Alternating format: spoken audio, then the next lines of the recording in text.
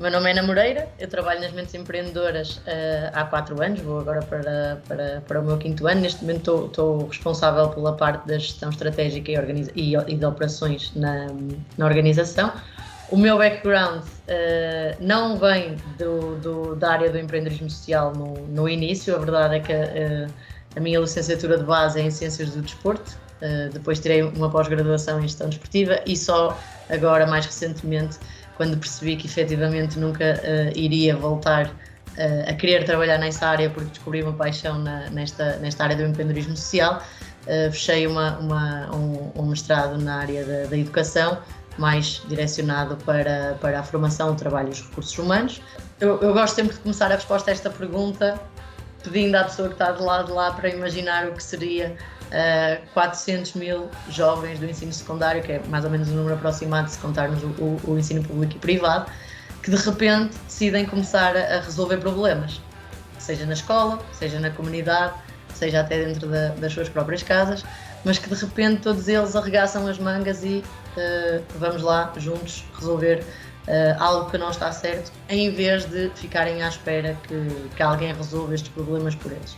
As Mentes Empreendedoras nascem com esta visão, nascem para desafiar os jovens a identificar problemas, mas mais do que identificar os problemas, a criar soluções e implementá-las.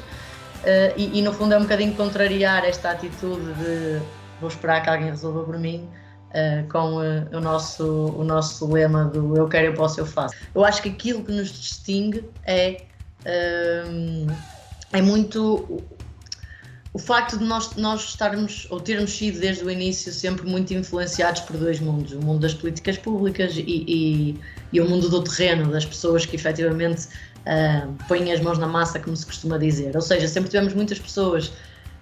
entendidas num destes extremos e ao mesmo tempo muitas pessoas com background de educação não formal e de trabalho com jovens muito, muito grande. Eu acho que isto nos permite falar a linguagem dos jovens e ao mesmo tempo fazer esta ponte, seja para entidades mais formais, para instituições maiores e mesmo para empresas. No fundo, eu acho que isto é uma das coisas que nos distingue, no sentido em que nós conseguimos dar palco aos nossos beneficiários para que a voz deles possa ser escutada por mais pessoas. Mas, a título de exemplo, projetos que nasceram dos clubes Mentes Empreendedoras, falamos desde coisas que acontecem dentro das escolas. Por exemplo, os jovens identificam que